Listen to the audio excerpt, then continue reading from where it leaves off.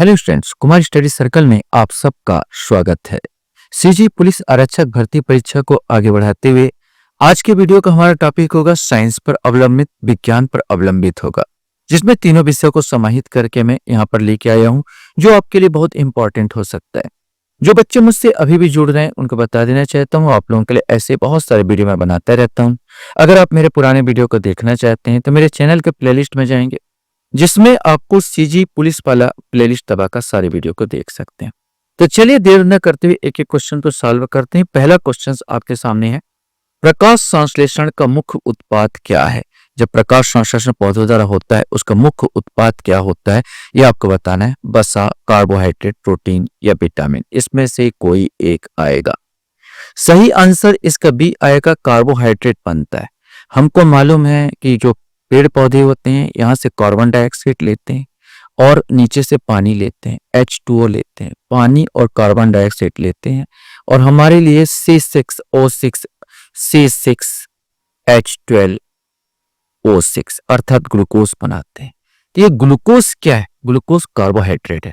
तो ये carbohydrate main उत्पाद जो होता है ये कार्बोहाइड्रेट होता है, जिसको हम ग्लूकोज कहा जाता है। क्वेश्चन हमारे सामने आता है, विषमपोषी पोषण क्या है? ये चार ऑप्शन आपके पास है, इसमें से आपको बताना है। नाम से स्पष्ट है, विषमपोषी माने अन्य जीवों से भोजन प्राप्त करने वाले जीव। अन्य जीवों से भोजन प्राप्त करने वाले जीव विषमपोषी पोषण करते हैं। अमरबेल भी हो सकता है, जो आप लोग आसानी से गांव साइड देखने को मिलता है। निम्नलिखित में से किस कारण 100 डिग्री सेंटीग्रेड पर पानी की अपेक्षा 100 डिग्री सेंटीग्रेड पर भाप अधिक गंभीर दाह अर्थात जलन करती है? ये चार ऑप्शन आपके पास है। भाप में कोई विशिष्ट ऊष्माधारिता नहीं होती, भाप में वाष्पन की गुप्त ऊष्मा होती है, पानी में कोई विशिष्ट ऊष्माधारिता नहीं होती, या पानी में संलयन की गुप्त ऊष्मा होती है। सही आंसर जो है, भाप में वाष्पन की गुप्त ऊष्मा होती है और ये गुप्त ऊष्मा के कारण ही यह हमको ज्यादा जलन पैदा करता है, भाप।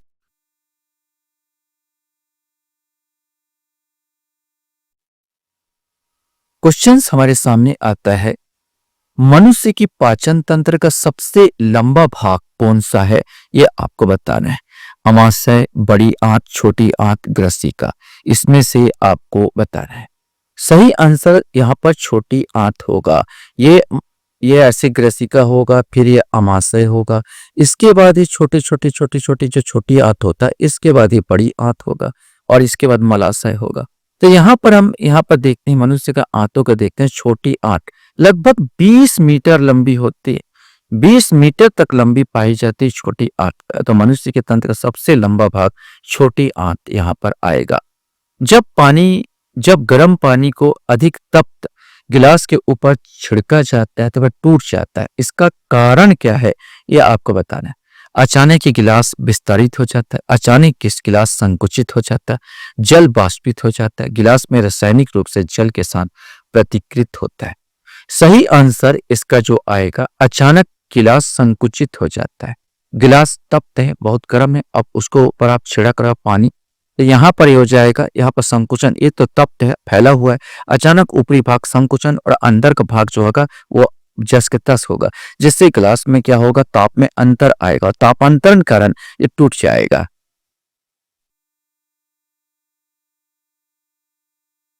क्वेश्चन हमारे सामने यहाँ पर आता है, रंध्र स्टोमेटा का कार्य क्या है? ये आपको बताना है।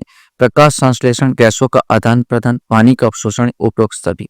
सही आंसर गैसों का आदान प्रदान। जो पत्तियां होती है, पेड़ की पत्तियां, और नीचे साइड स्टोमेटा पाई जाती, कुछ इस प्रकार का रहता है स्टोमेटा। ये गैसों का आदान प्रदान के लिए जिम्मेदार होता है। लार में कौन सा एंजाइम पाया जाता है? ये आपको बताना है। लाइपेज, एमाइलेज, ट्रिप्सिन या पेप्सिन, इसमें से आपको बताना है। सही आंसर बी आएगा, एमाइलेज, जिसे टाइलिन कहते हैं। ये स्टार्च को शर्करा में बदलता है। जो लार्व जो है इसमें एमाइलेज या टाइलिन जो बोल दीजिए, एमाइलेज या टाइलिन भी बोला जाता है, जो स्टार्च को शर्करा में बदल देता है। क्वेश्चन से फाइबर ऑप्टिक्स किस सिद्धांत पर काम करते हैं? यह आपको बताना है। प्रकाश प्रकीर्णन, पूर्ण आंतरिक अवशोषण, पूर्ण आंतरिक परावर्तन या ध्रुवण घूर्णन, इसमें से आपको बताना है। सही आंसर ये पूर्ण आंतरिक परावर्तन पर काम करते हैं। फाइबर ऑप्टिक्स होता क्या है? पतली पतली तारें होती है जो प्लास्टिक की होती है, जिसमें से प्रकाश इसके अंदर तक जाती है। खिलौने के रूप में मार्केट में आप इनको सजावटी के रूप में देख सकते हो, जिसमें प्रकाश यहाँ बल्ब जलता है तो प्रकाश के यहाँ तक पहुंच जाती है पूरा प्रकाश। यह प्रकाश का पूर्ण आंतरिक परावर्तन होता है। पित्त रस का क्या कार्य है ये आपको बताना है। कार्बोहाइड्रेट का पाचन, वसा का पाचन, प्रोटीन का पाचन, उपरोक्त सभी। सही आंसर बी आएगा। ये वसा का पाचन में सहायक है। लीवर को जो होता है, लीवर जो मनुष्य में होता है, वहीं पर पित्त निकलता है, पित्त रस निकलता है। ये वास्तव में जो भोजन को अम्लीय से क्षारीय भी बनाता है और वसा का पाचन में भी करता है।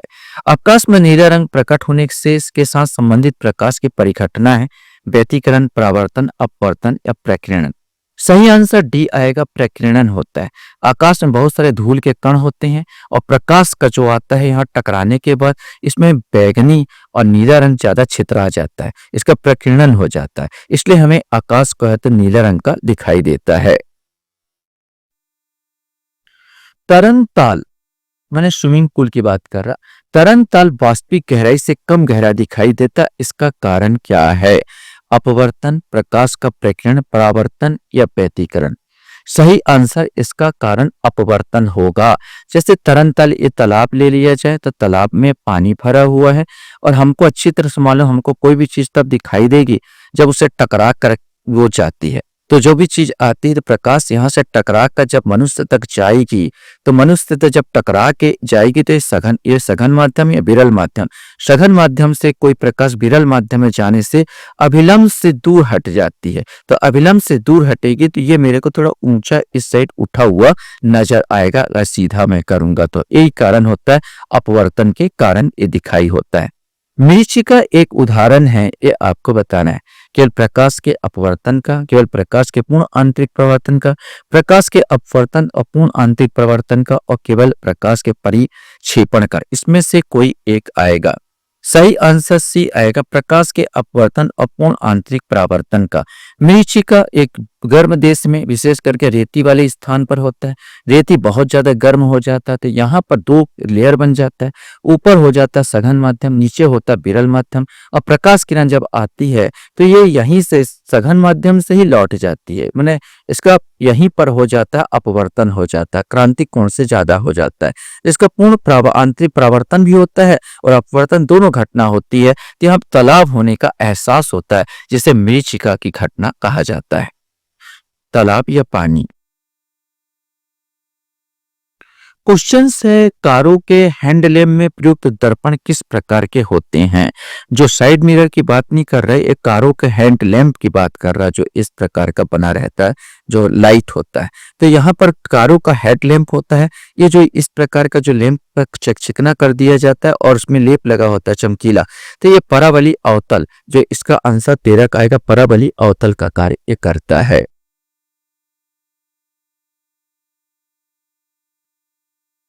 क्वेश्चन हमारे सामने है, साबुन के बुलबुले पर श्वेत प्रकाश डालने से रंग दिखाई देते, इसका कारण क्या होगा? विवर्तन, ध्रुवण, व्यतिकरण या परावर्तन, इसमें से कोई एक आएगा।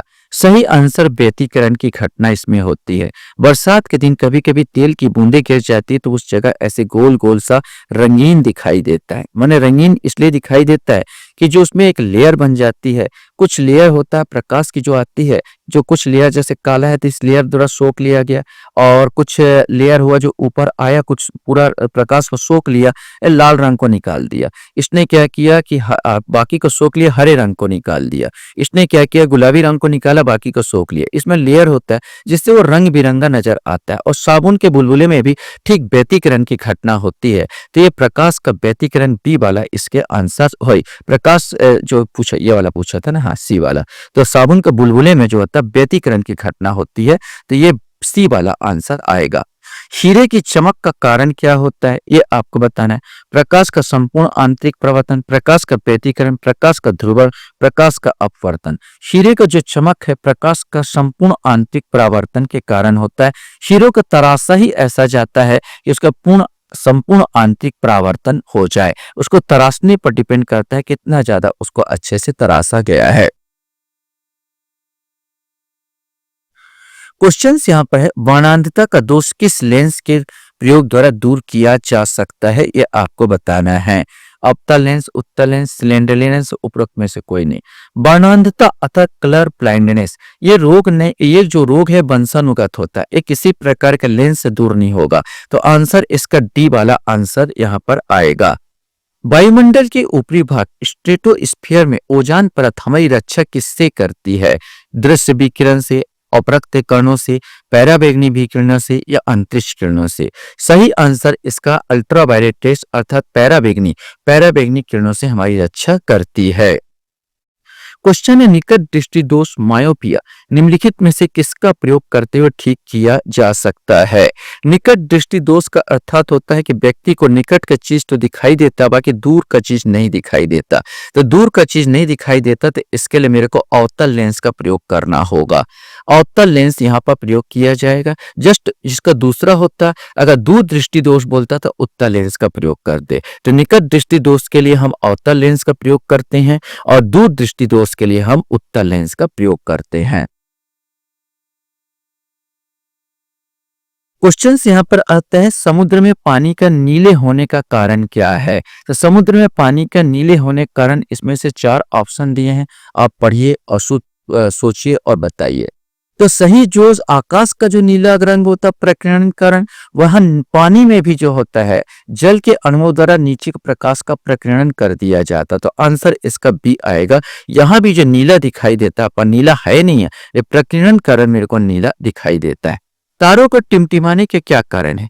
प्रकाश का परिक्षेपण, पूर्ण आंतरिक परावर्तन, वायुमंडलीय परावर्तन या वायुमंडलीय अपवर्तन? इसमें से आपको बताना है। सही आंसर डी आएगा, वायुमंडलीय अपवर्तन यहाँ पर हो रहा है।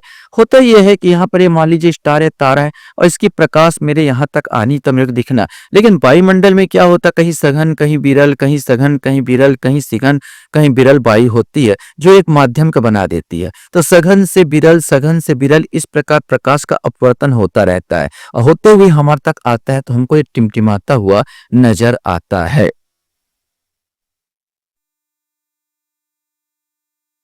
क्वेश्चन हमारे सामने आता, वाहन चालक हैं तो पश्च दृश्य दर्पण होते हैं। ये तो कॉमन क्वेश्चन है। पश्च दृश्य माने पीछे का जो चीज देखने के लिए हमें कौन सा दर्पण का प्रयोग किया जाता है? तो ये बिल्कुल कॉमन क्वेश्चन बार बार पूछा जाए एग्जाम में। तो उत्तल लेंस का प्रयोग होता है, उत्तल दर्पण का प्रयोग होता है। ध्वनि ऊर्जा को वैद्युत ऊर्जा में परिवर्तित करने वाले यंत्र का नाम आपको बताना है कि ध्वनि ऊर्जा को वैद्युत ऊर्जा में कौन परिवर्तित करता है? सही आंसर सी आएगा, माइक्रोफोन द्वारा ध्वनि ऊर्जा को विद्युत ऊर्जा में परिवर्तित किया जाता है। एक्सरे की खोज किसने की थी? इसमें से आपको बताना है, बेकरेल, रोएंटगन, मैरी क्यूरी या बार्नलू? इसमें से कोई एक आएगा। सही आंसर बी आएगा, रोएंटगन ने एक्सरे की खोज की थी।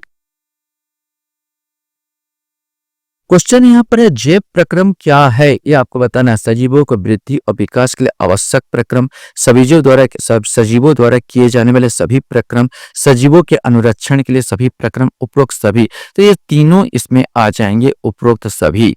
डेसिबल इकाई का प्रयोग किया जाता है। वैसे आप सोचिए और इसमें से आसानी से जिसको याद होगा बता सकता है कि डेसिबल किसकी इकाई होती है। तो डेसिबल से हम लोग ध्वनि की तीव्रता, सी आंसर, ध्वनि की तीव्रता नापते हैं।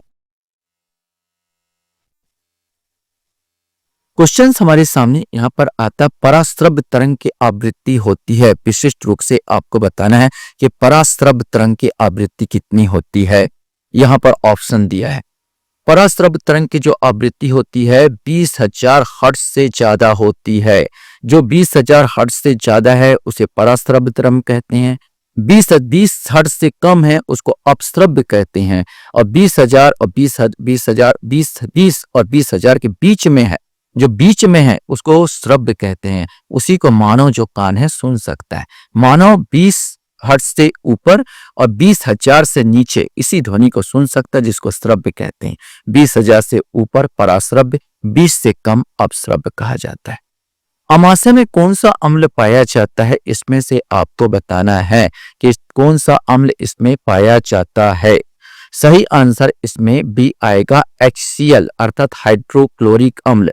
HCl हाइड्रोक्लोरिक अम्ल पाया जाता है।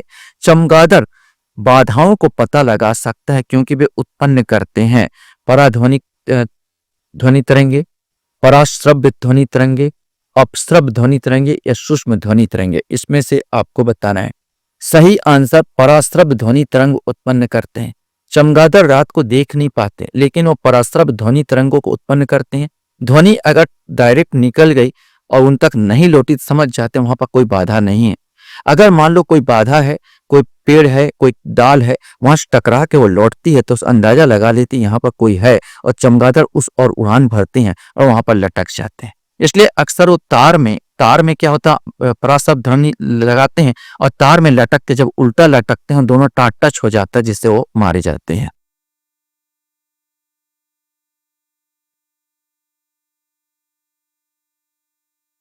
पानी से निकलने पर शेविंग ब्रश के बाल आपस में चिपक जाते हैं, इसका कारण है ये आपको बताना है किस कारण से चिपक जाते हैं। पृष्ठ तनाव, श्यानता, प्रत्यास्था, घर्षण।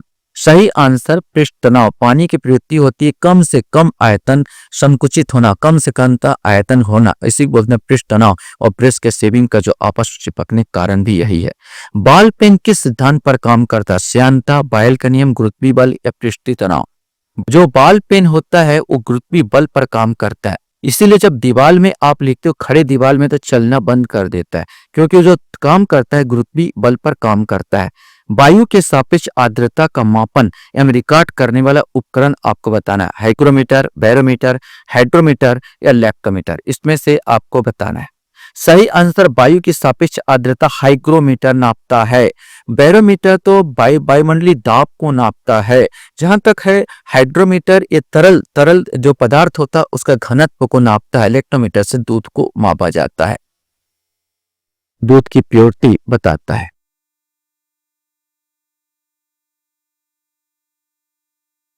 क्वेश्चन से दूध को मथने पर क्रीम अलग हो जाते हैं, इसका कारण क्या है यह आपको बताना है। गुरुत्वीय बल, अभिकेंद्र बल, अपकेंद्र बल या घर्षण बल।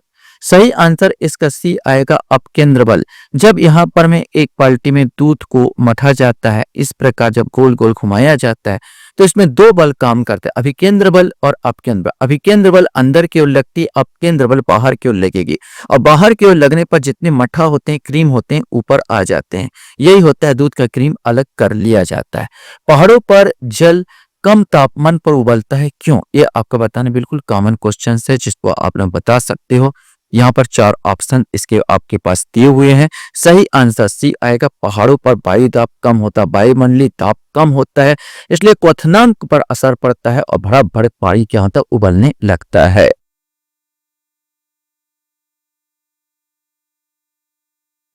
क्वेश्चन हमारे सामने, मानव नेत्र जिस भाग पर किसी वस्तु का प्रतिबिंब बनाते हैं वह कौन सा है? कार्निया। यहाँ पर मानव नेत्र जिस भाग पर किसी वस्तु का प्रतिबिंब बनाते हैं वो आपको बताना है। वास्तव में मानव नेत्र पर रेटिना पर प्रतिबिंब बनता है। पानी के छोटे छोटे बुलबुले के गोल होने का कारण क्या है? इसमें से आपको बताना है। वही है, पानी में छोटा छोटा आकार लेना चाहता है पानी, ये पृष्ठ तनाव के कारण ही ये होता है। क्वेश्चन हमारे सामने यहाँ पर आता है कि नेत्र में किसी वस्तु का बना प्रतिबिंब होता है। जो आपका नेत्र में जो बन रहा है वो कैसा होता है? काल्पनिक सीधा तथा छोटा, काल्पनिक उल्टा तथा बड़ा, वास्तविक उल्टा तथा छोटा, वास्तविक उल्टा तथा बड़ा। तो काल्पनिक तो हो नहीं सकता। अब होता है जो नेत्र वास्तविक उल्टा बनता है और छोटा बनता है। मस्तिष्क उसको सीधा करता है, मस्तिष्क में जाता है उसमें सीधा करता है और वस्तु के बराबर बनाता है। गैल्वेनोमीटर के द्वारा पता लगाया जाता है, ये आपको बताना है। प्रतिरोध, ऊर्जा, विद्युत धारा या ताप, इसमें से आपको बताना है। तो गैल्वेनोमीटर एक यंत्र है जिससे विद्युत धारा को मापा जाता है। क्वेश्चन से, एक फ्यूज तार मुख्य रूप से क्या होना चाहिए? ये आपको बताना है। उच्च गलनांक अल्प प्रतिरोध, उच्च गलनांक अल्प गलनांक अल्प प्रतिरोध, अल्प गलनांक उच्च प्रतिरोध, उच्च गलनांक उच्च प्रतिरोध। सही आंसर इसका सी आएगा, अल्प गलनांक और उच्च प्रतिरोध। क्या होता है, फ्यूज तार टंगस्टन का बनता है, ये आपको मालूम है। और एक ऐसे पदार्थ का बनाया जाता है जिसका गलनांक जो होता है अल्प होता है, माने जल्दी से गल जाए, जल्दी से गल जाए। जैसे आप कोई करंट मारे, कोई आपका शॉर्ट सर्किट हो जाए तो गलनांक गल जाएगा, टूट जाएगा और इससे आप बच सके, करंट से बच सकेंगे। तो उच्च गलनांक तो पाया जाता है। उच्च प्रतिरोध इसलिए रखना पड़ता है कि अगर प्रतिरोध ज्यादा होगा तो ऊष्मा ज्यादा बनेगी। अब जो ऊष्मा ज्यादा बनेगी, ऊष्मा अगर ज्यादा बनेगी यहाँ पर तो जल्दी गलेगा, इसलिए उच्च प्रतिरोध वाला भी तार चाहिए। तो अल्प गलनांक उच्च प्रतिरोध वाला तार होता है जो टंगस्टन का जो भी कोई भी तार बनाया जाता है, टंगस्टन का तो वास्तव में ये वाला बनाया जाता है, बिजली के बल्ब का तंतु बनाया जाता है टंगस्टन का। तो यहाँ पर जो तार रखा जाता है मिश्र धातु का विशेष करके बनाया जाता है जिसका अल्प गलनांक हो और उच्च प्रतिरोध हो।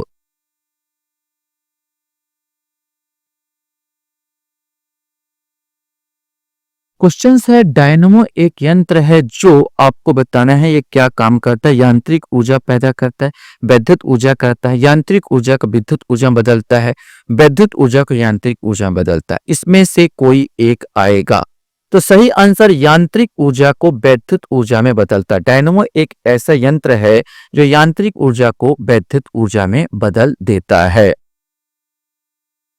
क्वेश्चन हमारे पास आता है, प्रकाश विद्युत सेल बदलता है, ये आपको बताना है। प्रकाश विद्युत सेल किसमें बदलता है ये आपको बताना है। यांत्रिक ऊर्जा को विद्युत ऊर्जा में, ताप ऊर्जा को यांत्रिक ऊर्जा में, या प्रकाश ऊर्जा को रासायनिक ऊर्जा में, प्रकाश ऊर्जा को विद्युत ऊर्जा में। इसमें से कोई एक आएगा। सही आंसर इसका डी आएगा, प्रकाश ऊर्जा को विद्युत ऊर्जा में। प्रकाश ऊर्जा को ये विद्युत ऊर्जा में बदलता है। कौन? प्रकाश विद्युत सेल बदलता है।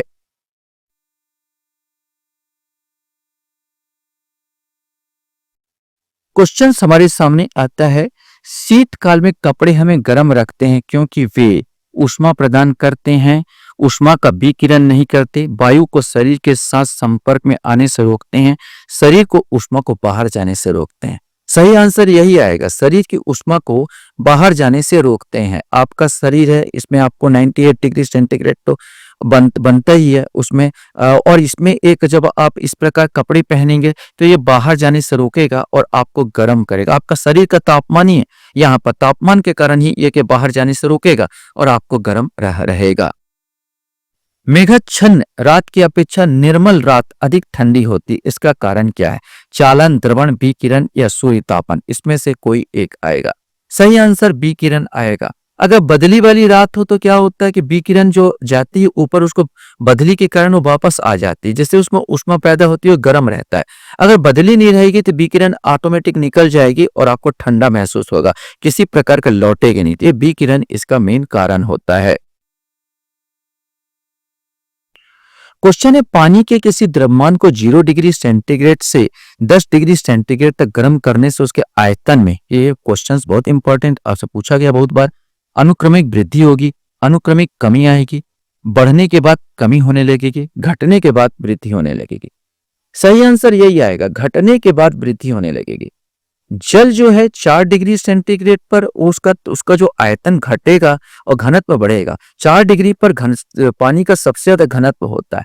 इसके बाद पानी क्या होता है, जहां टेम्परेचर बढ़ा तो फिर सामान्य टाइप का आयतन बढ़ने लगेगा और फिर घनत्व कम होने लगेगा। ये सामान्य द्रवों टाइप व्यवहार करने लगता है। ये पानी का विचित्र रूप है कि ये 4 डिग्री सेंटीग्रेड पर इसका आयतन जो होगा घटेगा और घनत्व बढ़ेगा, और 4 डिग्री के बाद फिर आयतन क्या हो जाएगा, बढ़ने लगेगा और घनत्व घटने लगेगा। तो ये पानी अजीब सा व्यवहार करता है। तो यहाँ सही आंसर 43 का जो आएगा डी आएगा। निम्नलिखित में से प्रकाश का रंग किससे संबंधित है? कोणार्क, आयाम, आवृत्ति, गुणवत्ता, वेग। सही आंसर ये आएगा, बी आएगा। प्रकाश का जो रंग होता है तरंगदैर्घ्य और आवृत्ति दोनों पर निर्भर करता है। जिसकी तरंगदैर्घ्य, जैसे लाल की तरंगदैर्घ्य ज्यादा होती है, आवृत्ति कम होती है। बैगनी की तरंगदैर्घ्य कम होती है, आवृत्ति ज्यादा होती है। तो जो प्रकाश का रंग निर्भर करता है उसकी आवृत्ति और उसकी तरंगदैर्घ्य दोनों पर निर्भर करता है।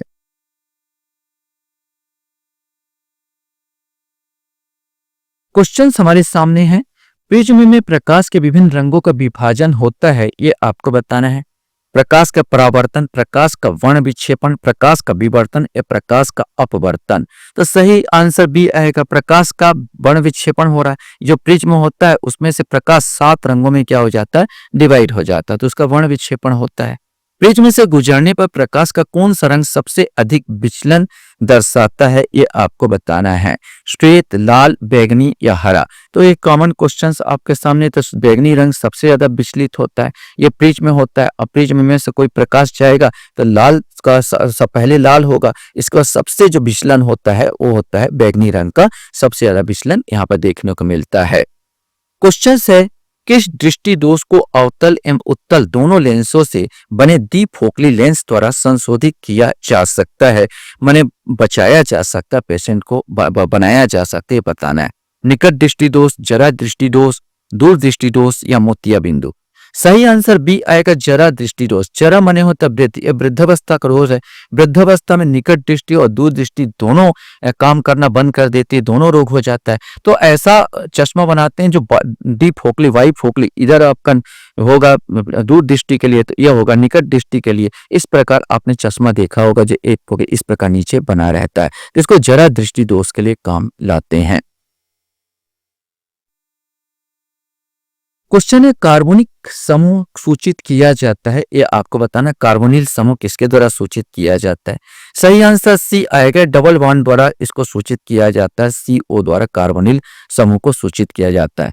द्रव्यों में चुंबकत्व का कारण क्या है, ये आपको बताना है। शांत इलेक्ट्रॉन, इलेक्ट्रॉनों का वर्तुल गति, या शांत प्रोटॉन, या सभी शांत न्यूट्रॉन। सही आंसर भी आएगा, इलेक्ट्रॉनों का वर्तुल गति। क्वेश्चन हमारे सामने यहाँ पर आता है, त्वरित निम्नलिखित में से किसके द्वारा उत्पन्न होता है। विद्युत शक्ति, विद्युत विसर्जन, विद्युत क्षरण या विद्युत दाब। त्वरित जो होता है विद्युत विसर्जन के द्वारा होता है। यहाँ पर दो बादल लेयर होते हैं पानी का जो बादल में रहता है, और जब बहुत ज्यादा घर्षण पैदा होता है तो विद्युत विसर्जन इसमें से निकलता है, और विद्युत विसर्जन मेन होता है। एसी को डीसी में रूपांतरित करने के लिए प्रयुक्त साधन को क्या कहते हैं। बहुत इंपॉर्टेंट, बहुत बार क्वेश्चन पूछा गया कि एसी अल्टरनेटिव करंट को डायरेक्ट करंट में या डायरेक्ट करंट को अल्टरनेटिव में कौन बदलता है, तो यह रेक्टिफायर होता है। रेक्टिफायर का काम है एसी को डीसी में बदलना। ट्रांसफार्मर तो उच्च वोल्टता का निम्न और निम्न को उच्च में काम करता है, उच्च वोल्टता को उच्चता और निम्नता के लिए जिम्मेदार है। ये जो एसी को डीसी में बदलता है और रेक्टिफायर ही होता है जो एसी को डीसी में बदलता है। निम्नलिखित में से सबसे बढ़िया रोधी इंसुलेटर कौन सा है, लकड़ी, कपड़ा, कांच या कागज। सही आंसर इसमें सी आएगा, कांच होता है। इसलिए कांच का देखो आपने जो घर बनाया जाता है जिसमें शोर जो होता है, आवाज बाहर का आवाज बिल्कुल रोक देता है। ये माने यहाँ पर अगर आप रहोगे तो बाहर क्या हो रहा है कुछ भी सुनाई नहीं देता। तो सबसे बढ़िया रोधी इंसुलेटर वो होता है, कांच होता है।